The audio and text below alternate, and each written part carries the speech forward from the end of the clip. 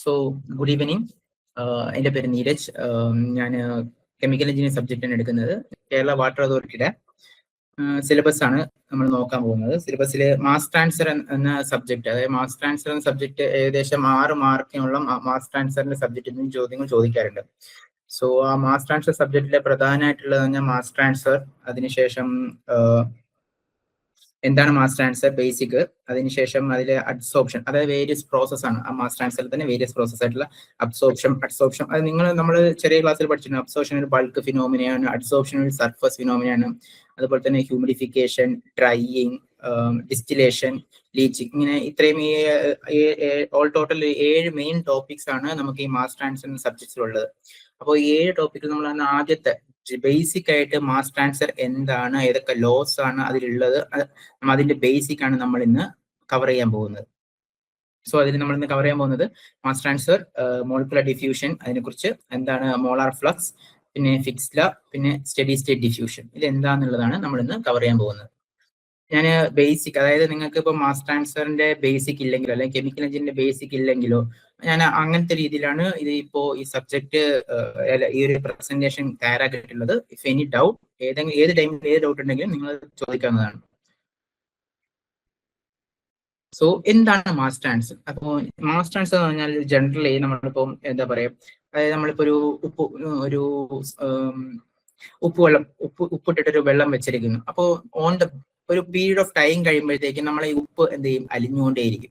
അതേപോലെ തന്നെ നമ്മൾ L P G gas leak ആയിട്ടുണ്ടെന്ന് ചിന്തിക്കുക. നമുക്ക് ആ ലീക്കിന്റെ സ്മെല്ല് എന്ത് ചെയ്യുക, ആ സ്മെല്ല് നമുക്ക് എവിടം വരെ കിട്ടും? അതായത് നമ്മളൊരു കിച്ചണിലുള്ള L P G gas leak ആവുന്ന സ്മെല്ല് ഓവർ ദ ടൈം എന്താ, നമുക്ക് ചിലപ്പോൾ ഹോളി വരെ കിട്ടും, അല്ലെങ്കിൽ നിങ്ങൾ സിറ്റ് ഔട്ടിൽ വരെ കിട്ടും. അപ്പൊ ഇങ്ങനെയുള്ള പ്രോസസ്, അല്ലെങ്കിൽ നമ്മുടെ ഇപ്പൊ ഹ്യൂമൻ ബോഡി തന്നെ നോക്കുകയാണെങ്കിൽ നമുക്കറിയാം, നമ്മൾ ശ്വസിക്കുന്ന ഓക്സിജൻ ബ്ലഡിൽ എത്തുന്നുണ്ട്. എങ്ങനെയാണ് ബ്ലഡിൽ കലരുന്നത്? അതായത് നമ്മൾ ലങ്സിലേക്ക് ഓക്സിജൻ വരുമ്പോൾ ആ ഓക്സിജൻ എന്ത് ചെയ്യും, ബ്ലഡിലേക്ക് കലരും. അപ്പോൾ ഒരു മാസ് ട്രാൻസ്ഫർ, അതായത് ഒരു മൂവ്മെന്റ് ഓഫ് മാറ്റർ അവിടെ നടന്നിട്ടുണ്ട്. ആ മൂവ്മെന്റ് ഓഫ് മാറ്ററിനെയാണ് ജനറലൈസ് ചെയ്ത് പറയുന്നത് എന്ത്, മാസ് ട്രാൻസ്ഫർ എന്ന്.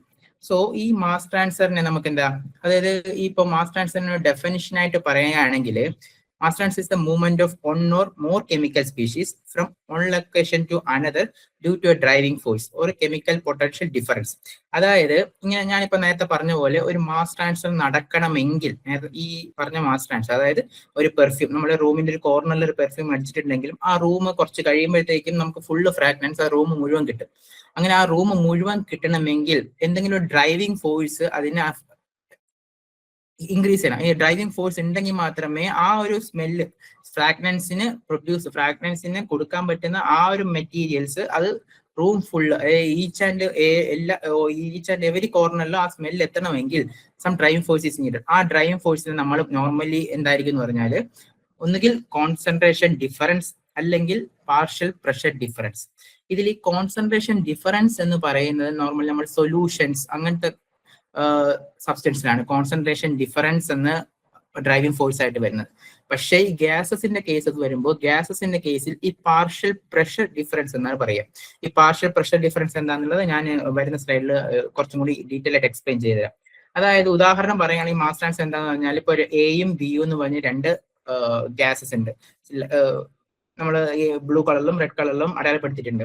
സോ ഈ ഇൻബിറ്റ്വീനിൽ ഞാനൊരു സെപ്പറേറ്റിംഗ് മെംബ്രെയിൻ ഇനിഷ്യലി വെച്ചിട്ടുണ്ട്. സോ എയും ബിയും ഇന്റർ മിക്സിംഗ് അല്ല. പക്ഷേ ഞാൻ ഈ ഓവർ ദ ടൈമിൽ എന്താ, ഈ മെംബ്രെയിനെ മാറ്റുകയാണ്. ഈ മാറ്റുമ്പോൾ എന്ത് സംഭവിക്കും, ഈ ഗ്യാസസ് ഇന്റർ മിക്സിംഗ് ആവും. അതായത് മോളിക്യൂൾസ് അങ്ങോട്ടും പോവും ഇങ്ങോട്ടും പോവും. എന്തിന്? അത് ഒരു ഇക്വിലിബ്രിയം സ്റ്റേറ്റ് അച്ചീവ് ചെയ്യാൻ, അതായത് അതിനെ ഏറ്റവും ലീസ്റ്റ് എനർജി ആയിട്ടുള്ള സ്റ്റേറ്റിൽ അച്ചീവ് ചെയ്യാൻ വേണ്ടി അത് അങ്ങോട്ടും ഇങ്ങോട്ടും മൂവ് ചെയ്യും. ആ ഒരു മൂവ്മെന്റിനെ പറയുന്ന പേരാണ് മാസ് ട്രാൻസ്ഫർ. അതായത് ഏതൊരു ഒബ്ജക്റ്റ് ആയാലും അത് എപ്പോഴും ലീസ്റ്റ് ആയിട്ടുള്ള എനർജി സ്റ്റേറ്റിൽ ഇരിക്കാനാണ് ആഗ്രഹിക്കുക. സോ അതിന് ഏറ്റവും ലീസ്റ്റ്, അതായത് ഡിസോർഡേഡ് ആയിട്ട് ഇരിക്കാനാണ് ആഗ്രഹിക്കുക. ആ ഡിസോർഡറിന് ആവശ്യമായിട്ടുണ്ടാക്കിയാൽ അത് നേരെ അതിന് ഈക്വൽ ആയിട്ട് എല്ലായിടവും ഡിസ്ട്രിബ്യൂട്ട് ചെയ്യും. ആ ഈക്വൽ ഡിസ്ട്രിബ്യൂഷൻ നടക്കാൻ കാരണം എന്ന് പറഞ്ഞാൽ ഡ്രൈവിംഗ് ഫോഴ്സ് ആണ്. അത് സൊല്യൂഷന്റെ കേസിൽ കോൺസെൻട്രേഷൻ ഡിഫറൻസ് ആണ്, ലിക്വിഡ്സിന്റെ അല്ല ഗ്യാസസിന്റെ കേസിൽ പാർഷ്യൽ പ്രഷർ ആണ്. ഇതിനെ ഓൾ ടുഗദർ പറയുന്ന ഒരു പേരാണ് കെമിക്കൽ പൊട്ടൻഷ്യൽ എന്ന്. അതായത് മാസ് ട്രാൻസ്ഫറിന് ജനറൽ ആയിട്ട് ചിലപ്പോൾ ചില ക്വസ്റ്റ്യനുകൾ ചോദിക്കാറുണ്ട് mass transfer what's the major cos of mass transfer. അതിൽ ഓപ്ഷൻസ് വരാറുണ്ട് chemical potential and concentration difference, അല്ലെങ്കിൽ കെമിക്കൽ പൊട്ടൻഷ്യൽ എന്ന് മാത്രം തരാറുണ്ട്. അപ്പോൾ അങ്ങനെ ചോദിച്ചിട്ടുണ്ടെങ്കിൽ ഡെഫിനറ്റ് ആയിട്ട് കെമിക്കൽ പൊട്ടൻഷ്യൽ എന്നതാണ് അതിന്റെ ആൻസർ. ഓക്കെ, സോ ഇതെന്തുകൊണ്ടാണ് എഞ്ചിനീയറിംഗ് ആസ്പെക്ട്സിൽ വളരെ ഇമ്പോർട്ടന്റ് ഉള്ളതെന്ന് പറഞ്ഞാൽ നമ്മൾ നേരത്തെ ആദ്യത്തെ മോഡ്യൂൾ സ്റ്റാർട്ട് ചെയ്തപ്പോൾ നമ്മൾ സിലബസിൽ കണ്ടതാണ്. ഒരു ടോപ്പിക്കിൽ ഹ്യൂമിഡിഫിക്കേഷൻ, പ്യൂരിഫിക്കേഷൻ, അങ്ങനത്തെ ഡിസ്റ്റിലേഷൻ, അഡ്സോർപ്ഷൻ, ഈ പ്രോസസ് എല്ലാം നടക്കണമെങ്കിൽ നമുക്ക് കുറച്ച് എക്യുപ്മെന്റ്സ് ആവശ്യമുണ്ട്. അതായത് ഹ്യൂമിഡിഫയർ, ഡ്രൈയർ, അല്ലെങ്കിൽ ഡിസ്റ്റിലേഷൻ കോളം, ഇങ്ങനെയുള്ള ഇൻസ്ട്രുമെന്റ്സ് ആവശ്യമാണ്. ഈ ഇൻസ്ട്രുമെന്റ്സിന്റെ ഡിസൈനിങ്ങിന് നമുക്ക് എന്ത് ആവശ്യമുണ്ട്? അതായത് ആ ഇൻസ്ട്രുമെന്റ് എത്ര വലുപ്പത്തിലുള്ള ഇൻസ്ട്രുമെന്റ് ആണെങ്കിലാണ് നമുക്ക് ഇത്ര അളവിലുള്ള, അതായത് ഒരു എന്താ പറയുക, കിലോഗ്രാം പെർ സെക്കൻഡിലായിരിക്കും നമുക്കൊരു മോളിക്യൂൾസ് ഉണ്ടാവുക, അല്ലെങ്കിൽ നമുക്കൊരു പ്രോഡക്റ്റ് പ്രൊഡ്യൂസ് ചെയ്യുന്നത്. ആ പ്രൊഡ്യൂസ് ചെയ്യുന്ന പ്രോഡക്റ്റിന് നമുക്ക് എന്തെങ്കിലുമൊക്കെ എക്സ്ട്രാക്ട് ചെയ്യാനോ ഡിസ്റ്റിൽ ഔട്ട് ചെയ്യണമെങ്കിൽ നമുക്ക് ആ ഒരു ഡിസ്റ്റിലേഷൻ കോളത്തിന്റെ സൈസ് എത്രയാണെന്നുള്ളത്, അങ്ങനെയുള്ള എക്യുപ്മെന്റ് ഡിസൈനിങ്ങിനൊക്കെ ഇത് വളരെ ഇമ്പോർട്ടന്റ് ആയിട്ടുള്ള ടോപ്പിക്കാണ് എന്ത് മാസ് ട്രാൻസ്ഫർ എന്ന് പറയുന്നത്. മാത്രമല്ല ഇപ്പോൾ എനിക്ക് തോന്നുന്നു ഇതില് വേറെ മെക്കാനിക്കൽ, സിവിൽ ഡിപ്പാർട്ട്മെന്റുകാരും ഉണ്ടെന്ന് തോന്നുന്നു. സോ അവരുടെ വിത്ത് റെസ്പെക്ട് പറയുകയാണെങ്കിൽ ഇപ്പൊ മെക്കാനിക്കലിന്റെ വിത്ത് റെസ്പെക്ട് പറയുകയാണെങ്കിൽ നമ്മൾ അവരുടെ IC എഞ്ചിൻ, അതായത് നമ്മൾ നോർമൽ മോട്ടോർ എഞ്ചിൻസ് ഉണ്ടല്ലോ, എഞ്ചിൻസിൽ എന്താ സംഭവിക്കുന്നത്, അവിടെ നമ്മൾ ഫ്യൂവൽ ഇഞ്ചെക്ട് ചെയ്യും. ഈ ഫ്യൂവൽ ഇഞ്ചെക്ട് ചെയ്യുമ്പോൾ ഫ്യൂവൽ നോർമലി നമ്മൾ ഡ്രോപ്ലെറ്റ്സ് ആയിട്ടേക്ക് ഇഞ്ചെക്ട് ചെയ്യുക. നമ്മൾ ഒരിക്കലും ഒരു ലിക്വിഡ് ആയിട്ട് അതിൽ ഇഞ്ചെക്ട് ചെയ്യില്ല. ഡ്രോപ്ലെറ്റ്സ് ആയിട്ട് ഇഞ്ചെക്ട് ചെയ്യുമ്പോൾ എന്താവും, അവിടെയുള്ള ഹൈ ടെമ്പറേച്ചർ കാരണം അത് പെട്ടെന്ന് വേപ്പറൈസ് ആവും. ആ വേപ്പറൈസ് കാരണം എന്താവും, അത് എയറും ഈ ഫ്യൂവലും ഈക്വൽ ആയിട്ട് ത്രൂ ഔട്ട് ആ ഒരു കമ്പഷൻ ചേമ്പറിനകത്ത് ത്രൂ ഔട്ട് ഈക്വലി ഡിസ്ട്രിബ്യൂട്ട് ആവും. അങ്ങനെ ഡിസ്ട്രിബ്യൂട്ട് ആവുന്നതിനുള്ള അഡ്വാൻറ്റേജ് എന്തെന്ന് പറഞ്ഞാൽ അതൊരു കംപ്ലീറ്റ് കമ്പഷന് ഹെൽപ്പ് ചെയ്യും. ആ കംപ്ലീറ്റ് കമ്പഷൻ ആണ് എന്ത്, ആ കംപ്ലീറ്റ് കമ്പഷൻ എന്ന് പറഞ്ഞാൽ അതിന്റെ എഫിഷ്യൻസി, അതായത് ഫ്യൂവൽ എഫിഷ്യൻസി നമുക്ക് ഹയർ ആയിട്ട് കിട്ടും. സോ അങ്ങനെ അത് ആ എഞ്ചിന്റെ ഡിസൈനിങ്ങിന് ഈ മാസ് ട്രാൻസ്ഫർ എങ്ങനെ ഹെൽപ്ഫുൾ ആയെന്നാണ്. അതുപോലെ തന്നെയാണ് ഇപ്പോൾ നിങ്ങൾ സ്ട്രക്ചർ, അതായത് സിവിൽ എഞ്ചിനീയേഴ്സ് സ്ട്രക്ചേഴ്സ് ഒക്കെ ചെയ്യുമ്പോൾ ചില ബിൽഡിങ്സ് അല്ലെങ്കിൽ ഇപ്പോൾ വാട്ടറിലൊക്കെ കൺസ്ട്രക്ഷൻ ചെയ്യുമ്പോൾ അവിടെ നമ്മൾ സാൾട്ട് കാണും ചിലപ്പോൾ. ഇപ്പം ബ്രിഡ്ജസ്, സോ ബാക്ക് വാട്ടർ ലേക്കിലോ അല്ലെങ്കിൽ ഏതെങ്കിലും സീ സൈഡിലൊക്കെ നമ്മൾ കൺസ്ട്രക്ഷൻ വർക്ക് ചെയ്യുമ്പോൾ അതിന് നമ്മൾ കൊറോഷൻ അല്ലെങ്കിൽ എന്താ പറയാ, അതിൽ ഈ സാൾട്ട് ഡെപ്പോസിറ്റ്, സാൾട്ട് കാരണം കൊറോഡ് ചെയ്യാനൊക്കെ ചാൻസ് ഉണ്ട്. അല്ലെങ്കിൽ മോയിസ്ചർ കാരണം മോയിസ്ചർ ഓവർ ദ ടൈമിൽ നമ്മുടെ അകത്തുള്ള റീഇൻഫോഴ്സ്മെന്റിൽ പോകാനുള്ള ചാൻസ് ഉണ്ട്. ആ റീഇൻഫോഴ്സ്മെന്റിന്റെ റേറ്റ് എത്രയാണ്, അപ്പോൾ നമുക്ക് ആ പില്ലറിന് എത്ര ഹൈറ്റ്, എത്ര തിക്നെസ് കൊടുക്കേണ്ടി വരും, ഇങ്ങനെയുള്ള ഡിസൈനിങ്ങിനും ഈ മാസ് ട്രാൻസ്ഫർ വളരെ ഹെൽപ്ഫുൾ ആയിട്ടുണ്ട്. സോ ഇതാണ് ജനറൽ ആയിട്ട് എഞ്ചിനീയറിംഗ് ആസ്പെക്ട്സിൽ ഓരോരോ വരുന്ന കേസസ്, ഈ മാസ് ട്രാൻസ്ഫർ എങ്ങനെയാ വരുന്നത് എന്നുള്ളത്. സോ നെക്സ്റ്റ് നമ്മൾ പോകുന്നതെന്ന് പറഞ്ഞാൽ, അപ്പോൾ ഈ മാസ് ട്രാൻസ്ഫർ പഠിക്കണമെങ്കിൽ നമ്മൾ ബേസിക് ആയിട്ട് കുറച്ച് കാര്യങ്ങൾ ഇനിഷ്യലി തന്നെ അറിഞ്ഞിരിക്കണം. അതായത് നമ്മൾ ചെറിയ ക്ലാസ്സുകളിൽ പഠിച്ചിട്ടുള്ള മോൾ ഫ്രാക്ഷൻ, മോൾസ് എന്താണ്, അങ്ങനത്തെ കേസസ്. അതായത് ഇപ്പം എനിക്കറിയാം മോസ്റ്റ്ലി ഞാൻ പറഞ്ഞ പോലെ മെക്കാനിക്കൽ എഞ്ചിനീയറിംഗ് സ്റ്റുഡൻസ് ഉണ്ടാവും, സിവിൽ എഞ്ചിനീയറിംഗ് സ്റ്റുഡൻസ് ഉണ്ടാവും. അവർക്ക് കുറച്ച് ബേസിക് ആയിട്ടുള്ള കാര്യങ്ങളുടെ കുറച്ച് ബ്രഷപ്പ് ചെയ്യാൻ വേണ്ടിയിട്ട് ഞാൻ അതും കൂടി ആഡ് ചെയ്തിട്ടുണ്ട്. സോ ആദ്യത്തെ കേസ് എന്ന് പറഞ്ഞാൽ മോൾസ് എന്താണെന്നാണ്. അപ്പോൾ നിങ്ങൾക്കറിയാം നമ്മൾ ഒരു ഡസണിന് നമ്മൾ 12 നമ്പർ ഓഫ് ഐറ്റംസിന് നമ്മൾ ഡസൺ എന്ന് പറയാറുണ്ട്.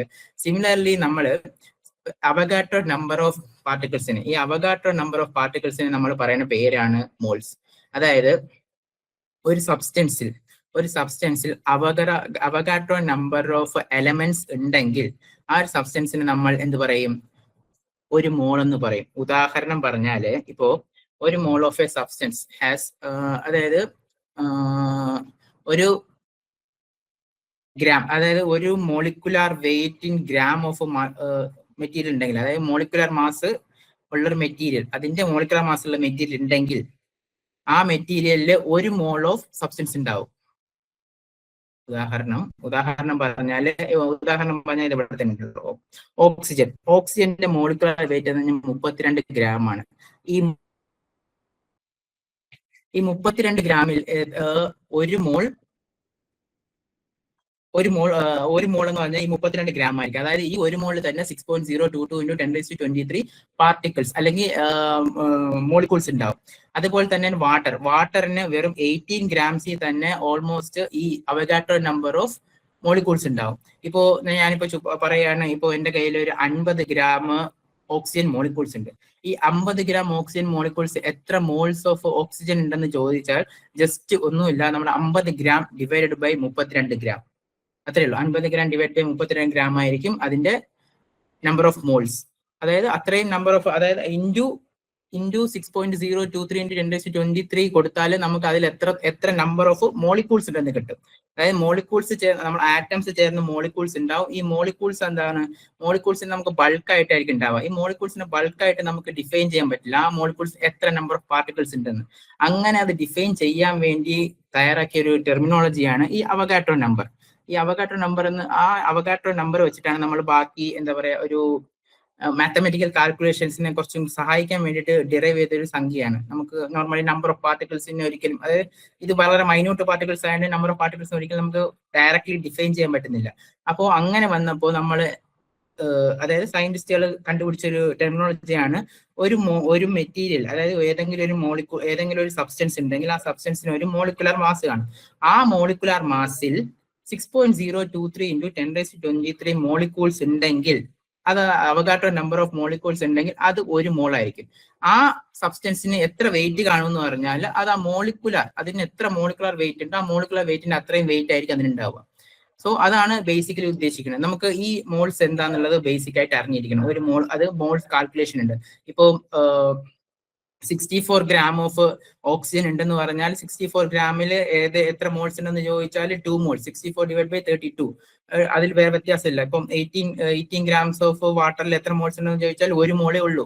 അത് എങ്ങനെ കണ്ടിരിക്കുന്നത്, നിങ്ങൾ ബേസിക് ആയിട്ട് കുറച്ചെല്ലാം മെറ്റീരിയൽസ് ഉണ്ട്, ഓക്സിജൻ, ഹൈഡ്രജൻ, നൈട്രജൻ, ഇതിന്റെയൊക്കെ മോളിക്കുലർ വെയിറ്റ് അറിഞ്ഞിരിക്കണം ബേസിക് ആയിട്ട്. ചിലപ്പോൾ ക്വസ്റ്റ്യൻ പേപ്പറിൽ വെച്ചാലും ചിലപ്പോൾ ക്വസ്റ്റ്യൻ പേപ്പർ തന്നിട്ടുണ്ടല്ലോ. അപ്പോൾ ബേസിക് ആയിട്ടുള്ള ഹൈഡ്രജൻ, ഓക്സിജൻ, നൈട്രജൻ എന്നിവയുടെയൊക്കെ മോളിക്കുലർ വെയിറ്റ് അറിഞ്ഞിരിക്കുന്നത് നന്നായിരിക്കും.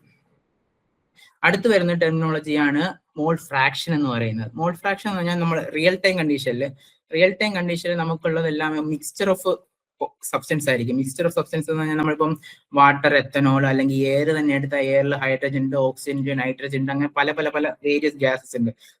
ഇപ്പോൾ നമ്മളൊരു റിയാക്ഷൻ നടത്തുമ്പോഴേ ആ റിയാക്ഷനിൽ തന്നെ പല കോമ്പൗണ്ട്സും ഫോം ചെയ്യും. ഇപ്പൊ നിങ്ങൾ കണ്ടിട്ടുണ്ടാവും അമോണിയയുടെ സിന്തസിസ്, നൈട്രജനും ഹൈഡ്രജൻ ഉണ്ടാവും. ആ നൈട്രജനും ഹൈഡ്രജനും കൂടി ചേർന്നിട്ടാണ് എന്തുണ്ടാകുന്നത്, അമോണിയൻ ഫോം ചെയ്യുന്നത്. അത് പഠിച്ചിട്ടുള്ളതായിരിക്കും. അപ്പോൾ ആ നൈട്രജനും ഹൈഡ്രജനും ചേരുമ്പോൾ അമോണിയ ഉണ്ടാകുമ്പോഴത്തേക്കും അതിൽ 2 കോമ്പൗണ്ട്സ് ഉണ്ട്. ഇപ്പം ഇങ്ങനത്തെ കേസ് വരുമ്പോഴത്തേക്കും നമ്മൾ നോർമലി യൂസ് ചെയ്യുന്ന ടെർമിനോളജിയാണ് മോൾ ഫ്രാക്ഷൻ. ആ മോൾ ഫ്രാക്ഷൻ എങ്ങനെയെന്ന് പറഞ്ഞാൽ നമ്മളിപ്പോൾ നേരത്തെ കണ്ടുപിടിച്ച മോൾ എത്രയാണ് നമ്മൾ കണ്ടുപിടിക്കാൻ പഠിച്ചു. മോൾസ് ഇവിടുന്ന് നമ്മൾക്ക് given mass divide by molecular mass കൊടുത്ത് നമുക്ക് മോൾസ് കിട്ടും. അപ്പോ ഇങ്ങനെ ഈ സബ്സ്റ്റൻസ് ഇപ്പോൾ ഒന്നിൽ കൂടുതൽ സബ്സ്റ്റൻസ് ഉണ്ടെങ്കിൽ ആ സബ്സ്റ്റൻസിന് എത്ര മോൾസ് ഉണ്ടെന്ന് നമ്മൾ കണ്ടുപിടിക്കാൻ പറ്റും. ഉദാഹരണം പറഞ്ഞാല് ഇപ്പൊ ഒരു ഉദാഹരണം 2 മോൾസ് ഓഫ് എ ഉണ്ടെന്ന് വിചാരിക്കുക ഒരു സൊല്യൂഷനിൽ. അതേപോലെ തന്നെ 3 മോൾസ് ഓഫ് ബി ഉണ്ടെന്ന് വിചാരിക്കുക. ഇങ്ങനെ 3 മോൾസ് ഉണ്ടെങ്കിൽ ഇതിന്റെ മോൾ ഫ്രാക്ഷൻ എന്ന് പറയുന്നത് XA = 2/5 XB = എന്തായിരിക്കും, 3/5 ആയിരിക്കും. ഓക്കെ, ഇതാണ് ജനറലി മോൾ ഫ്രാക്ഷൻ എന്ന് പറയുന്നത്. ഇതില് ചിലപ്പോൾ കേസസിൽ XI എന്നും OI എന്നും കൊണ്ടിരിക്കും. കാരണം മോൾ ഫ്രാക്ഷൻ XI OI എന്ന് കണ്ടിരുന്നു. ഈ XI എന്ന് കാണിക്കുന്ന നോർമലി ലിക്വിഡ് ഫേസസിലുള്ള മോൾ ഫ്രാക്ഷൻ കാണിക്കുന്നതാണ് XI. I ഡിഫൈൻ ചെയ്യുന്നതെന്ന് പറഞ്ഞാൽ ഏതാണോ കോമ്പൗണ്ട്, XA ആവാം, XB ആവാം, XC. അതിപ്പോ ബൈനറി ആണെങ്കിൽ XA XB, അതായത് ഇതൊരു ബൈനറി സൊല്യൂഷൻ ഉണ്ട്. ബൈനറി എന്ന് പറഞ്ഞാൽ 2 കോമ്പൗണ്ട്സ് മാത്രമുള്ള ഒരു സൊല്യൂഷൻ അല്ലെങ്കിൽ ഒരു മിക്സ്ചർ. ഇപ്പൊ ടെർണറി മിക്സ്ചർ ആവുന്നെങ്കിൽ 3, അതായത് XA XB XC, അങ്ങനെ 3 കോമ്പൗണ്ട്സ് വരും. അങ്ങനെ വരുമ്പോൾ നമ്മൾ ലിക്വിഡ് ഫേസ് മാത്രമുള്ള സിസ്റ്റം ആണെങ്കിൽ അതിന് നമ്മൾ XI എന്ന് ഡിഫൈൻ കാണിക്കും. അല്ലെങ്കിൽ അതിൽ ഗ്യാസ് ഫേസും കൂടി ഉണ്ടെങ്കിൽ അതിനെ നമ്മൾ OI എന്ന് കാണിക്കും, OI ആയിട്ട് ഡിഫൈൻ ചെയ്യും. ഓക്കെ, ഈ എക്സും ഒയും നിങ്ങൾക്ക് എവിടെ വരും എന്ന് പറഞ്ഞാൽ ഇപ്പോൾ ഞാൻ നേരത്തെ പറഞ്ഞ പോലെ ഡിസ്റ്റിലേഷന്റെ ആ കേസിലൊക്കെ നമുക്ക് ലിക്വിഡ് താഴെ ഉണ്ടാകുന്നത് അതേപോലെ സമയം തന്നെ വേപ്പേഴ്സും ഉണ്ടാവും, അതായത് ഗ്യാസ് ഫേസും ജനറേറ്റ് ചെയ്യും. ആ ഒരു കേസിലൊക്കെ നമുക്ക് ഈ മോൾ ഫ്രാക്ഷൻ വെച്ചിട്ട് വേണം കാൽക്കുലേഷൻ ഫോർവേഡ് ചെയ്യാൻ. ഇനി അടുത്തൊരു കാര്യം എന്ന് പറഞ്ഞാൽ ഈ മോൾ ഫ്രാക്ഷന്റെ ഓൾ ടോട്ടൽ സം എന്ന് പറഞ്ഞാൽ 1 ആയിരിക്കും. അത് നിങ്ങൾക്ക് ഈ ഇക്വേഷൻ വെച്ചിട്ട് ഇപ്പൊ x equal to n i by sigma n ഈ ഇക്വേഷൻ വെച്ച് നമ്മൾ സബ്സ്റ്റിറ്റ്യൂട്ട് ചെയ്താൽ ഏകദേശം ഒന്നേ കിട്ടത്തുള്ളൂ. അതായത് 0.4 + 0.6 എന്ന് പറഞ്ഞാൽ 1 ആയിരിക്കും. ഈ മോൾ ഫ്രാക്ഷൻ സം എപ്പോഴും 1 ആയിരിക്കും. ഇത് ഒരു പ്രീ ക്വസ്റ്റ്യന് അത്യാവശ്യമുള്ള ഒരു കാര്യമാണ്. അടുത്ത് വരുന്നതാണ് കോൺസെൻട്രേഷൻ. അതായത് നമ്മൾ നോർമലി കെമിക്കൽ എഞ്ചിനീയറിംഗ് നമ്മൾ പഠിക്കുമ്പോൾ കോൺസെൻട്രേഷൻ എന്ന ടെർമിനോളജി വളരെ ഇമ്പോർട്ടൻ്റ് ആണ്. കോൺസെൻട്രേഷൻ എന്ന ടെർമിനോളജി നമ്മൾ മോസ്റ്റ്ലി 2 രീതിയിലാണ് എക്സ്പ്രസ് ചെയ്യുന്നത്. ഒന്ന് മോളാർ കോൺസെൻട്രേഷൻ, മറ്റൊന്ന് മാസ് കോൺസെൻട്രേഷൻ. ഈ മോളാർ കോൺസെൻട്രേഷൻ എന്ന് പറഞ്ഞാൽ നേരത്തെ പറഞ്ഞ പോലെ മോൾസ് ഡിവൈഡ് ബൈ വോളിയം. അതായത് ഒരു കോമ്പൗണ്ട് ഉണ്ടെങ്കിൽ ആ കോമ്പൗണ്ട് എത്ര മോൾസ് ഉണ്ട്, നമ്മൾ ആദ്യം കണ്ടിട്ട് മോൾസ് എത്രയുണ്ടെന്ന് കാൽക്കുലേറ്റ് ചെയ്യും. ആ മോൾസ് എത്ര വോളിയത്തിലാണ് ഒക്കുപ്പൈ ചെയ്തിരിക്കുന്നത് കാൽക്കുലേറ്റ് ചെയ്യും. അതാണ് എന്ത് കോൺസെൻട്രേഷൻ എന്ന് പറയുന്നത്. ഹയർ ദ കോൺസെൻട്രേഷൻ എന്ന് പറഞ്ഞാൽ higher number of moles in A definite volume. അതായത് ഒരു ചെറിയ വോളിയത്തിലോ ചിലപ്പോൾ ആയിരിക്കും ഒരുപാട് മോൾസ് ഉണ്ടെങ്കിൽ അത് കോൺസെൻട്രേഷൻ ഹയർ ആയിട്ട് കൺസിഡർ ചെയ്യാം. ഇനി മാസ് കോൺസെൻട്രേഷൻ എന്ന് പറഞ്ഞാൽ വേറെ ഒന്നുമല്ല, നമ്മൾ സാധാരണ പറഞ്ഞ density, kilogram per metre cube, അതിനെയാണ് മാസ് കോൺസെൻട്രേഷൻ എന്ന് പറയുക. ജനറലി നമുക്ക് നോർമലി ഇക്വേഷൻസിലൊക്കെ വരാറുള്ളത് മോളാർ കോൺസെൻട്രേഷൻ ആണ്. ഈ മോളാർ കോൺസെൻട്രേഷൻ ഫോർമുല നമ്മൾ ഓർമ്മിച്ച് വെക്കുക. C is equal to number of moles per volume. So ഇനി അടുത്ത് വരുന്നതെന്ന് പറഞ്ഞാൽ നിങ്ങൾ നേരത്തെ പഠിച്ചിട്ടുള്ള പണ്ട് 10ാം ക്ലാസ്സിലൊക്കെ പഠിച്ചിട്ടുള്ള ഇക്വേഷൻ ആയിരിക്കും ideal gas equation. PV = nRT എന്നുള്ളത്. അതിൽ P എന്ന് പറഞ്ഞ പ്രഷറാണ്, V എന്ന് പറഞ്ഞ വോളിയാണ്, N എന്ന് പറഞ്ഞാൽ നമ്പർ ഓഫ് മോൾസ് ആണ്, R എന്ന് പറഞ്ഞാൽ യൂണിവേഴ്സൽ ഗ്യാസ് കോൺസ്റ്റന്റ് ആണ്, T എന്ന് പറഞ്ഞാൽ അബ്സല്യൂട്ട് ടെമ്പറേച്ചർ ആണ്. ഈ റിലേഷൻ എന്തിന് യൂസ് ചെയ്യുന്ന പറഞ്ഞാൽ മോൾസിന്റെ number of moles with respect to changes with respect to pressure, volume and temperature. അതായത് പ്രഷറിന്റെ വോളിയത്തിന്റെയും ടെമ്പറേച്ചറിന്റെയും യൂസ് ചെയ്ത് നമ്പർ ഓഫ് മോൾസ് കണ്ടുപിടിക്കുന്ന ഒരു ഇക്വേഷൻ ആണ് ഐഡിയൽ ഗ്യാസ് ഇക്വേഷൻ. ഇതിൽ നിങ്ങൾ നേരത്തെ ഞാൻ കുറച്ച് മുമ്പ് പറഞ്ഞൊരു കാര്യമുണ്ട്, N/V എന്ന് നമുക്കൊരു ഇക്വേഷൻ കിട്ടും. N/V എന്താ, നമ്മൾ നേരത്തെ പഠിച്ചുള്ളൂ molar concentration. N/V number of moles of I divide by V ആണ് CI. ആ കോൺസെൻട്രേഷൻ നമുക്ക് എന്താ ഇവിടെ നിന്ന് കിട്ടും, N/V = PV/RT എന്ന്. ഈ PV/RT എന്ന ഇക്വേഷൻ വെച്ചിട്ട് നമുക്ക് ചില കേസസിൽ ചിലപ്പോൾ നമുക്ക് കോൺസെൻട്രേഷൻ കണ്ടുപിടിക്കേണ്ടി വരാം. അപ്പൊ അതുകൊണ്ടാണ് ആദ്യമേ ഇത് നമുക്ക് ഐഡിയൽ ഗ്യാസ് ഇക്വേഷൻ വെച്ചിട്ട് നമുക്ക് കോൺസെൻട്രേഷൻ കാണാൻ ഇത് പഠിപ്പിച്ചിരുന്നത്. ഐഡിയൽ ഗ്യാസ് ഇക്വേഷൻ വെച്ചിട്ട് നമുക്ക് കോൺസെൻട്രേഷൻ എത്രയാണെന്നുള്ളത് മനസ്സിലാക്കാൻ പറ്റും. ദെൻ അടുത്തതാണ് 5ാമത്തേതാണ് ഡോൾട്ടൺസ് ലോ ഓഫ് പാർഷ്യൽ പ്രഷർ എന്ന്. ഞാൻ ആദ്യമേ പറഞ്ഞു മാസ് ട്രാൻസ്ഫർ നടക്കണമെങ്കിൽ എന്ത് വേണം, നമുക്കവിടെ കോൺസെൻട്രേഷൻ ഡിഫറൻസ് വേണം, അല്ലെങ്കിൽ പാർഷ്യൽ പ്രഷർ വേണം. പാർഷ്യൽ പ്രഷർ എന്ന് പറഞ്ഞാൽ ഇപ്പോ ഞാൻ ഒരു ബോട്ടിൽ എടുക്കാൻ വിചാരിച്ചു. ബോട്ടിലിൽ ഞാൻ എയർ ഫില്ല് ചെയ്യുന്നു, അല്ല എയർ അല്ല, ഒരു മിക്സ്ചർ ഓഫ് ഗ്യാസ് ഫില്ല് ചെയ്യുന്നു. ആ മിക്സ്ചർ ഓഫ് ഒരു ബോട്ടിൽ വരയ്ക്കുന്നു. ഇത് ബോട്ടിലാന്ന് അസ്യൂം ചെയ്യുക. ഇതിനകത്ത് എന്താ ഓക്സിജൻ ഉണ്ട്, നൈട്രജൻ ഉണ്ട്, പിന്നെ എന്താണ് വേണ്ടേ, ഹൈഡ്രജൻ ഉണ്ട്. 3 ഗ്യാസസ് ഇതിനകത്തുണ്ട്. സോ ഈ 3 ഗ്യാസസും അതിനകത്ത് ഡിഫറെന്റ് നമ്പർ ഓഫ് മോൾസിലായിരിക്കും ഉണ്ടാവുക. ഇത് ഗ്യാസ് ആയതുകൊണ്ടാണ് നമ്മൾ എന്താ ഇത് നമ്മൾ നേരത്തെ പഠിച്ചില്ലേ, OI എന്താ മോൾ ഫ്രാക്ഷൻ. ഗ്യാസ് ആയതുകൊണ്ടാണ് OI എന്നുകൊണ്ട് നമ്മൾ റെപ്രസെന്റ് ചെയ്തേക്കണം. അപ്പോ ഇത് എന്താ പറയുന്നതെന്ന് പറഞ്ഞാല് ഈ ടോട്ടൽ പ്രഷർ, അതായത് ഇതിനകത്ത് ഉള്ള ടോട്ടൽ പ്രഷർ എന്ന് പറഞ്ഞാല് ഈ ഇൻഡിവിജ്വൽ മോളിക്യൂൾസ് കൊടുക്കുന്ന പാർഷ്യൽ പ്രഷറിന്റെ സം ആയിരിക്കും. അതായത് ഇൻഡിവിജ്വൽ മോളിക്യൂൾസ് മാത്രം. ഇപ്പോ ഈ ബോട്ടിൽ 3 കോമ്പൗണ്ട്സ് ഉണ്ട്, അല്ല 3 കോമ്പൗണ്ട്സ് ഉണ്ട്. ഒന്ന് ഓക്സിജൻ, ഒന്ന് നൈട്രജൻ, ഒന്ന് ഹൈഡ്രജൻ. അപ്പോ ഈ ബോട്ടിലിൽ ഓക്സിജൻ മാത്രമാണെങ്കിൽ എത്ര പ്രഷർ കൊടുക്കും, അതാണ് അതിന്റെ പി ഓക്സിജൻ എഴുതാം. അല്ലെങ്കിൽ അതിന് നൈട്രജൻ മാത്രമുള്ളപ്പോൾ നൈട്രജൻ എത്ര പ്രഷർ കൊടുക്കും, അത് പി നൈട്രജൻ. അല്ലെങ്കിൽ ഹൈഡ്രജൻ മാത്രമുള്ളപ്പോൾ അത് എത്ര പ്രഷർ കൊടുക്കും, അത് പി ഹൈഡ്രജൻ. അപ്പൊ അതിന്റെ സം ആയിരിക്കും ഇതിന്റെ ടോട്ടൽ പ്രഷർ എന്ന് പറഞ്ഞാൽ. അതായത് ഇൻഡിവിജ്വലി ഓക്സിജനും നൈട്രജനും ഹൈഡ്രജനും ഈ ബോട്ടിൽ ഉള്ളപ്പോൾ എത്ര പ്രഷർ കൊടുക്കുന്നുണ്ടോ ആ പ്രഷറിന്റെ സമ്മായിരിക്കും ടോട്ടൽ പ്രഷർ. ഇതാണ് ഡോൾട്ടൺസ് ലോ ഓഫ് പാർഷ്യൽ പ്രഷർ എന്ന് പറയുന്നത്. ഇൻഡിവിജ്വലി ആ കോമ്പൗണ്ട് അതിനുള്ളിലുള്ളപ്പോൾ എത്ര പ്രഷർ കൊടുക്കും എന്നുള്ളത്. ഇപ്പൊ നിങ്ങൾക്ക് തന്നെ അറിയാം, നമ്മൾ ഒരു റൂമുണ്ട്, ഒരു റൂമിൽ ഒരാളുള്ളപ്പം അയാൾ ആ റൂമിൽ കൊടുക്കുന്ന പ്രഷർ വളരെ കുറവായിരിക്കും. പക്ഷെ ഒരു റൂമിനകത്ത് നമ്മൾ ഒരു 50-60 പേര് വന്നാൽ എന്ത് ചെയ്യും, ആ റൂമിനകത്ത് നിൽക്കാൻ പറ്റത്തില്ല. ഇപ്പൊ ബലൂൺ ആയെങ്കിൽ നമ്മൾ എയർ കയറ്റുന്നു, ആ എയർ കയറ്റുമ്പോൾ എന്ത് ചെയ്യാം, നമ്പർ ഓഫ് മോൾസ് അതിനകത്ത് ഇൻക്രീസ് ചെയ്തുകൊണ്ടിരിക്കുക. സോ എന്ത് ചെയ്യും, അത് പല പല മോളിക്യൂൾസ് ഉണ്ടാവുന്നതായിരിക്കും. നമ്മുടെ വായിൽ നിന്ന് വരുന്ന എയറിൽ നിന്നും കുറെ മോളിക്യൂൾസ് ഉണ്ടാവും. ഈ ഇൻഡിവിജ്വലി എല്ലാ മോളിക്യൂൾസ് ഈ ബലൂണിനെ എന്ത് ചെയ്യും, പ്രഷറൈസ് ചെയ്യും. പിന്നെ നമ്മൾ ഊതിക്കൊണ്ടിരിക്കുമ്പോൾ എന്ത് ചെയ്യും, ഹൈ പ്രഷർ ആകുമ്പോഴേക്കും പൊട്ടിത്തെറിക്കും. അങ്ങനെയാണ് അതുപോലെ തന്നെയാണ് ഇവിടെ. അതായത് ഇൻഡിവിജ്വലി ഓരോ മോളിക്യൂൾസും പ്രഷർ കൊടുക്കുന്നുണ്ട്. ആ പ്രഷറിന്റെ സമ്മായിരിക്കും എന്ത്, ടോട്ടൽ പ്രഷർ എന്ന് പറഞ്ഞാൽ. പക്ഷെ ഈ ഇൻഡിവിജ്വൽ മോളിക്യൂൾസിന്റെ പ്രഷർ എന്തിനെ ബേസ് ചെയ്തായിരിക്കും, അതിലെ നമ്പർ ഓഫ് മോൾസിനെ ബേസ് ചെയ്തിട്ടായിരിക്കും. അതായത് partial pressure is equal to number of moles into total pressure. Partial pressure is equal to number of moles in total pressure. ഇതില്ലെങ്കിൽ നമുക്ക് ചില കേസസിൽ നമുക്ക് എന്ത് ചെയ്യാം, ഇതിൽ മോൾ ഫ്രാക്ഷന്റെ വാല്യൂ എടുക്കേണ്ടി വരും. മോൾ ഫ്രാക്ഷന്റെ വാല്യൂ എടുക്കേണ്ടി വരുമ്പോൾ അതിൽ തന്നിട്ടുണ്ടാവുക total pressure of the system അല്ലെങ്കിൽ total pressure of the reactor ഇതാണ്. അപ്പൊ നിങ്ങൾക്കുള്ള പാർഷ്യൽ പ്രഷർ ഇതാണെന്ന് മാത്രം എനിക്ക് തന്നിട്ടുണ്ടാവുക. അപ്പൊ നമുക്ക് ചിലപ്പം വാല്യൂ അസ്യൂം ചെയ്യുന്ന വാല്യൂ കൺസിഡർ ചെയ്യേണ്ടതായിരിക്കും, മോൾ ഫ്രാക്ഷന്റെ വാല്യൂ വേണമായിരിക്കും. അപ്പൊ നമുക്ക് ഡയറക്ട്ലി വാല്യൂ തരാത്ത കേസിൽ നമുക്ക് partial pressure divide by total pressure എടുത്താൽ ഈ മോൾ ഫ്രാക്ഷന്റെ വാല്യൂ കിട്ടും. സോ ഇതാണ് ബേസിക് ആയിട്ട് നിങ്ങൾക്ക് ആവശ്യമുള്ള ഒരു പ്രീ റിക്വസിറ്റ് ആയിട്ട് ആവശ്യമുള്ള മാസ് ട്രാൻസ്ഫർ പ്രീ റിക്വസിറ്റ് ആവശ്യമുള്ള കണ്ടീഷൻസ്.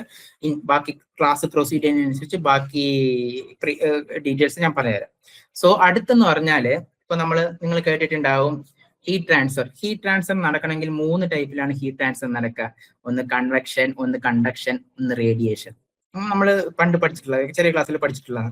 കണ്ടക്ഷന് ചൂട് നമ്മൾ ഇരുമ്പ് കമ്പി ചൂടാവുന്ന പോലെ, അല്ലെങ്കിൽ മറ്റേ കൺവെക്ഷൻ എന്ന് പറഞ്ഞാൽ നമ്മൾ എന്താ പറയാ, ചൂട് തീരെ അടുത്ത് പോയി നിൽക്കുമ്പോൾ നമുക്ക് ആ എയർ വഴി കുറച്ച് ഹീറ്റ് കിട്ടുന്നത് കൺവെക്റ്റീവ് ഹീറ്റ് ട്രാൻസ്ഫർ ആണ്. റേഡിയേഷൻ എന്ന് പറഞ്ഞാൽ സൂര്യനിൽ നിന്ന് നമുക്ക് ചൂട്, അതായത് സൂര്യനിൽ നിന്നും ഭൂമിയിലേക്ക് എത്തുമ്പോഴത്തേക്കും വാക്വം ആണ്, പക്ഷെ ആ വാക്വം വഴി നമുക്ക് കുറച്ച് ഹീറ്റ് കിട്ടുന്നുണ്ട്, അതാണ് നമുക്ക് റേഡിയേഷൻ എന്ന് പറയും. സിമിലർലി ഈ മാസ് ട്രാൻസ്ഫറിനും 2 type modes of mass transfer ഉണ്ട്.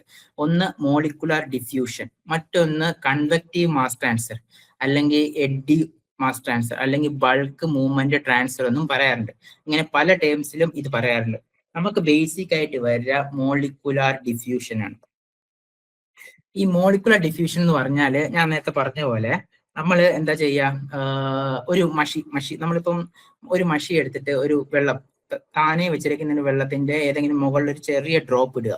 ഡ്രോപ്പ് ഇട്ടിട്ട് നമ്മൾ ഒരു ദിവസം ഒന്നും ചെയ്യാതിരിക്കുക. അതെങ്കിൽ ഒന്നും അനക്കാതെ അങ്ങനെ വെച്ചിരുന്നാല് over the period of time കുറച്ച് കഴിയുമ്പോഴത്തേക്ക് എന്ത് ചെയ്യാം, പതുക്കെ ഇത് സ്പ്രെഡായി തുടങ്ങും. ഇങ്ങനെ സ്പ്രെഡായി അവസാനം എന്താവും, നമ്മൾ 2-3 ദിവസം കഴിഞ്ഞ് നോക്കുമ്പോഴത്തേക്കും ഈ ഇങ്ക് മൊത്തം ആ വെള്ളത്തിൽ സ്പ്രെഡായിട്ടുണ്ടാവും. അതായത് ഇതൊരു സ്ലോ പ്രോസസ്സാണ്. നമ്മൾ സ്ലോലി ആയിരിക്കും ഇതിൽ ഡിഫ്യൂഷൻ നടക്കുക. അങ്ങനെ ഈ സ്ലോലി ഡിഫ്യൂഷൻ നടന്ന് അതിന് ഫുള്ള് മാസ് ട്രാൻസ്ഫർ ആകുന്ന പ്രോസസ്സിനെയാണ് മോളിക്കുലാർ ഡിഫ്യൂഷൻ എന്ന് പറയുന്നത്. അത് നമ്മൾ വെള്ളം സ്റ്റാഗ്നന്റ് ആയിട്ടുള്ള വാട്ടറിലായാൽ പോലും അത് നടക്കാൻ ചാൻസ് ഉണ്ട്. ഇതൊരു മൈക്രോസ്കോപ്പിക് ലെവലിലുള്ള പ്രോസസ്സാണ്. ഇത് എല്ലാ കേസസിലും നടക്കാറുണ്ട്. അതായത് സോളിഡിൽ നടക്കാറുണ്ട്, ലിക്വിഡിൽ നടക്കാറുണ്ട്, ഗ്യാസസിൽ നടക്കാറുണ്ട്. സോളിഡ്സിന്റെ കേസിൽ എന്ന് പറഞ്ഞാൽ നമ്മൾ ഇപ്പോൾ ഉപ്പുള്ളതാണെങ്കിൽ നമ്മൾ ഒരു വെള്ളത്തിൽ ഉപ്പിട്ട് വെക്കാന്ന് വിചാരിച്ചോ, കുറച്ച് സമയം കഴിയുമ്പോഴത്തേക്ക് ഉപ്പെല്ലാം അരിഞ്ഞിട്ടുണ്ടാവും. ആ വെള്ളത്തിന്റെ അതായത് നമ്മൾ ഉപ്പ് കിടക്കുന്ന ഏറ്റവും താഴെയായിരിക്കും, അത് ഒരു പാത്രത്തിന്റെ താഴെയായിരിക്കും. പക്ഷെ നമുക്ക് കുടിക്കാൻ നേരത്തെ എന്തായിരിക്കും, ആ വെള്ളത്തിന്റെ ഏറ്റവും മുകളിൽ ഏറ്റവും ആദ്യത്തെ സിപ്പ് വരെ നമുക്ക് എന്തായിരിക്കും ആ ഉപ്പ് രസം അറിയാൻ പറ്റും. സോ ആ മോളിക്കുലർ ഡിഫ്യൂഷൻ ത്രൂ ഔട്ട് ആ വെള്ളത്തിൽ യൂണിഫോം ആയി മാറി. സോ അങ്ങനെയുള്ള പ്രോസസ്സിനെയാണ് നമ്മൾ മോളിക്കുലർ ഡിഫ്യൂഷൻ എന്ന് പറയുക. ഇപ്പോൾ ഇത് നമ്മളൊരു ഫാൻ ഇടാത്ത ഒരു റൂമിലേക്ക് നമ്മൾ എയർ ഫ്രഷ്നർ അടിക്കുന്ന വിചാരിച്ചു. അപ്പോൾ നമ്മൾ ഒരു പോയിന്റിലേക്കായി അടിച്ചിട്ടുണ്ടാവുക. പക്ഷെ നമ്മൾ കുറച്ച് കഴിഞ്ഞ് വരുമ്പോൾ അതായത് റൂം ക്ലോസ് ചെയ്തിട്ട് പിന്നീട് വന്ന് നോക്കിയാൽ നമ്മളിപ്പോൾ ഡോറിന് അടുത്തുള്ള അങ്ങ് വേറൊരു ഓപ്പോസിറ്റ് കോർണറിൽ അടിച്ചിട്ടുണ്ടെങ്കിൽ ഡോറിന് അടുത്തുള്ള കോർണറിൽ നമുക്ക് സ്മെല്ല് കിട്ടും.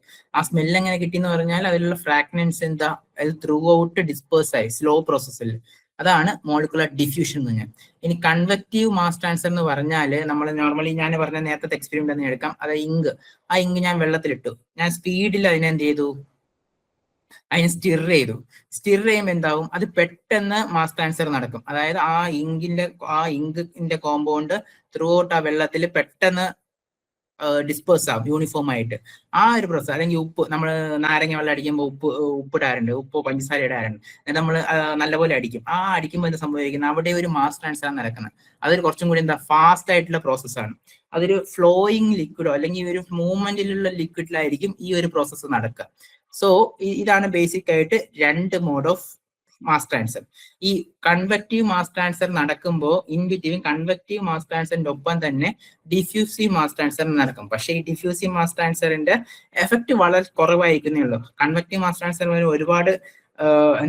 ഒരുപാട് മാസ് ട്രാൻസ്ഫർ നടക്കുമെങ്കിലും ഡിഫ്യൂഷന്റെ ആക്ട് വളരെ കുറവായിരിക്കും, നെഗ്ലിജിബിളി കുറവായിരിക്കുന്നേ ഉള്ളൂ. പക്ഷെ രണ്ടും ഒരുമിച്ച് നടക്കും. പക്ഷേ മോളിക്കുലർ ഡിഫ്യൂഷൻ നടക്കുമ്പോൾ ഒരിക്കലും കൺവെക്റ്റീവ് ഡിഫ്യൂഷൻ നടക്കത്തില്ല. പകരം കൺവെക്റ്റീവ് ഡിഫ്യൂഷൻ നടക്കുമ്പോൾ കൺവെക്റ്റീവ് ഡിഫ്യൂഷനൊപ്പം മോളിക്കുലർ ഡിഫ്യൂഷൻ നടക്കും. ഇനി അടുത്തതാണ് മോളിക്കുലർ ഡിഫ്യൂഷൻ. നമ്മൾ കുറച്ചും കൂടി പ്രിസൈസ് ആയിട്ട് പറഞ്ഞാൽ, നേരത്തെ ഞാൻ പറഞ്ഞ അത് തന്നെയാണ് എക്സ്പെരിമെന്റ്. അതായത് നമ്മൾ റൂമിൽ പെർഫ്യൂം ഫാൻ ഇടാതായിട്ട് ഇരിക്കുമ്പോൾ യൂണിഫോം ആയിട്ട് ഡിസ്പേഴ്സ് ആവും. അല്ലെങ്കിൽ നമ്മുടെ ബോഡിയിലേക്ക് ഓക്സിജൻ ഓട്ടോമാറ്റിക്കലി ഡിസോൾവ് പോവുക. അതായത് നമ്മൾ ലങ്സിലേക്ക് ഓക്സിജൻ വരും. ഈ ഓക്സിജൻ എന്താ ചെയ്യുക, നമ്മുടെ ബ്ലഡ് സ്ട്രീമിലേക്ക് ഓക്സിജന്റെ കോൺസെൻട്രേഷൻ ഇല്ലാതിരിക്കും.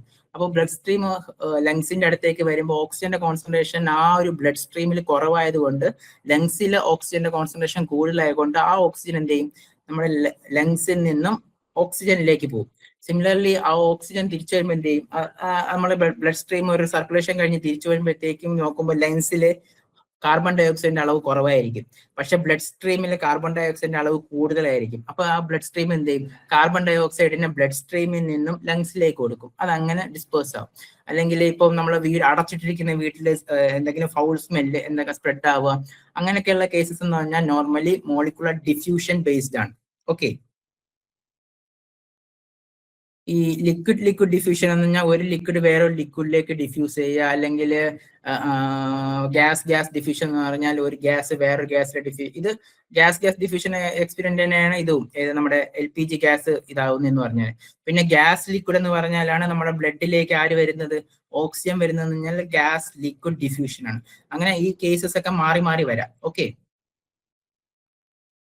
ഇനി അടുത്തെന്ന് പറഞ്ഞാൽ എന്തുകൊണ്ടാണ് ഈ ഡിഫ്യൂഷൻ നടക്കുന്നത് എന്നുള്ളതാണ്. അതായത് ഡിഫ്യൂഷൻ നടക്കാനുള്ള പ്രധാന കാരണം എന്ന് പറഞ്ഞാൽ നോർമലി മോളിക്യൂൾസ് എപ്പോഴും കുറച്ച് എനർജൈസ് ആയിട്ടുള്ള സ്റ്റേറ്റിലായിരിക്കും. പക്ഷെ എപ്പോഴും ഈ ഒരു മോളിക്യൂൾസിന് എനർജി ലോവർ ചെയ്യാനുള്ള ടെൻഡൻസി കൂടുതലാണ്.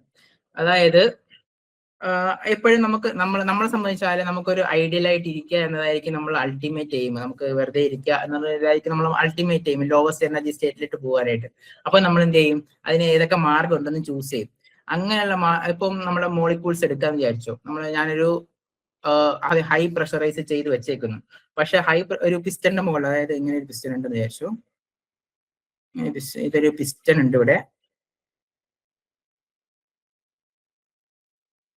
സോ ഇതിനകത്ത് കുറച്ച് ഗ്യാസ് ഉണ്ട്. ഞാൻ ഇതിനെ പ്രഷറൈസ് ചെയ്ത് വെക്കുന്നു. പക്ഷെ ഞാൻ ആ പ്രഷർ റിലീസ് ചെയ്തിട്ടുണ്ടാവും, ഈ പിസ്റ്റൺ മുകളിലേക്ക് മൂവ് ചെയ്യും. മൂവ് ചെയ്യും അതായത് ഈ ഗ്യാസ് മോളിക്യൂൾസ് എത്ര പ്രഷർ കൊടുക്കാൻ പറ്റുമോ, അതായത് ഗ്യാസ് മോളിക്യൂൾസിനെ എത്രത്തോളം പ്രഷറൈസ് ചെയ്തിട്ടുണ്ടോ അതിന്റെ ഓപ്പോസിറ്റ് ഈക്വലേഷൻ റിയാക്ഷൻ, അതുപോലെ അത് റിട്ടേണിൽ പ്രഷറൈസ് ചെയ്യും. പക്ഷെ ഇത് ആഫ്റ്റർ എ പെർട്ടിക്കുലർ ടൈം കഴിയുമ്പോൾ അത് എന്ത് ചെയ്യും, സ്റ്റേബിൾ ആവുന്ന കണ്ടീഷൻ എന്ന് പറയുന്നത് ഇതിനകത്തുള്ള പാർട്ടിക്കിൾസ് എല്ലാം കുറച്ചും കൂടി ഇക്വിലിബ്രിയം അച്ചീവ് ചെയ്തിട്ടുണ്ടാവും. സിമിലർലി ഈ ഡിഫ്യൂഷന്റെ കേസിൽ അതാണ് സംഭവിക്കുന്നത്. അതായത് രണ്ട് മോൾ കോൺസെൻട്രേഷനിൽ ഇരിക്കുമ്പോഴത്തേക്കും ഒരു കോൺസെൻട്രേഷനിൽ ഇരിക്കുന്ന പാർട്ടിക്കിൾസിന് അതായത് ലോവസ്റ്റ് കോൺസെൻട്രേഷനിലോട്ട് പോകാനുള്ള ടെൻഡൻസി കൂടുതലായിരിക്കും. അപ്പോൾ ആ ലോവസ്റ്റ് കോൺസെൻട്രേഷനിൽ പോയാൽ ഇതിനെന്താ കുറെ എനർജി നഷ്ടപ്പെട്ടിട്ട് കുറച്ചും കൂടി ഫ്രീ ആയിട്ട് ഇരിക്കാൻ പറ്റും. അതായത് കുറച്ചും കൂടി ഡിസോർഡേർഡ് ആയിട്ട് ഇരിക്കാൻ പറ്റും. ആ ഡിസോർഡർ ആയിട്ട് ഇരിക്കാൻ പറ്റുന്നതിന് വേണ്ടി ഹെൽപ്പ് ചെയ്യുന്ന ഫാക്ടേഴ്സ് ആണ് നേരത്തെ പറഞ്ഞ ഡ്രൈവിംഗ് ഫോഴ്സ്. ഏതൊക്കെയാണ് നമ്മുടെ ഡ്രൈവിംഗ് ഫോഴ്സ്? ഏതർ അത് കോൺസെൻട്രേഷൻ ഡിഫറൻസ് ആവാം, അല്ലെങ്കിൽ പാർഷ്യൽ പ്രഷർ ആവാം, അല്ലെങ്കിൽ നമ്മൾ അതിനെ പറഞ്ഞ പേരാണ് കെമിക്കൽ പൊട്ടൻഷ്യൽ. ഇത് വരുമ്പോഴത്തേക്ക് നമ്മളൊരു പുതിയ ടേം ഇൻട്രൊഡ്യൂസ് ചെയ്യുന്നുണ്ട്. അതായത് മാസ് ട്രാൻസ്ഫർ തന്നെ നമ്മളൊരു പുതിയ ടേം ഇൻട്രൊഡ്യൂസ് ചെയ്യുന്നതിന് മോളാർ ഫ്ലക്സ് എന്നുള്ളത്. ഫ്ലക്സ് എന്ന് പറഞ്ഞാൽ എന്താ? അതായത് ഫ്ലക്സ് എന്ന് പറഞ്ഞാൽ പെർ ഏരിയ പെർ ടൈം ആണ്. അതായത് per unit area per unit time എന്നതാണ് ഫ്ലക്സ് കൊണ്ട് മീൻ ചെയ്യുന്നത്. അപ്പൊ നിങ്ങൾ ഏതിന്റെ ഫ്ലക്സ് എടുത്തെന്ന് പറഞ്ഞാൽ അത് വാട്ടർ എന്ത് മെറ്റീരിയലാണ് അതിന്റെ യൂണിറ്റ് ഏരിയ പെർ യൂണിറ്റ് ടൈമിൽ അത് എത്രത്തോളം അതുവഴി പാസ് ചെയ്യുന്നു എന്നുള്ളതാണ് അതിന്റെ മീനിങ്. സോ ഇതിൽ നമുക്ക് ഇവിടെ ഉള്ള ടേമാണ് മോളാർ ഫ്ലക്സ് എന്നുള്ളത്. മോളാർ ഫ്ലക്സ് എന്നുകൊണ്ട് മീൻ ചെയ്യുന്നത് പറഞ്ഞാൽ ഇപ്പൊ ഒരു ഏരിയ ഉണ്ട്, ഇതൊരു സർക്കിളാണ്, ഇവിടെ നിന്ന് ഇങ്ങോട്ടൊരു ഗ്യാസ് മൂവ് ചെയ്യുന്നുണ്ട്, ഇതിനൊരു ഏരിയ ഉണ്ട് എ. സോ ഇവിടുത്തെ കൂടി ഒരു n number of particles move ചെയ്യുന്നുണ്ട് വിചാരിച്ചു. ഈ n number of particles move ചെയ്യാൻ എടുക്കുന്ന എന്താ